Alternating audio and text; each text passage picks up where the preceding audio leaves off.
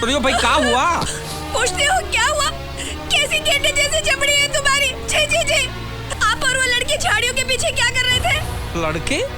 अरे मैं तो छड़ी ढूंढ रहा था, लड़के का है की?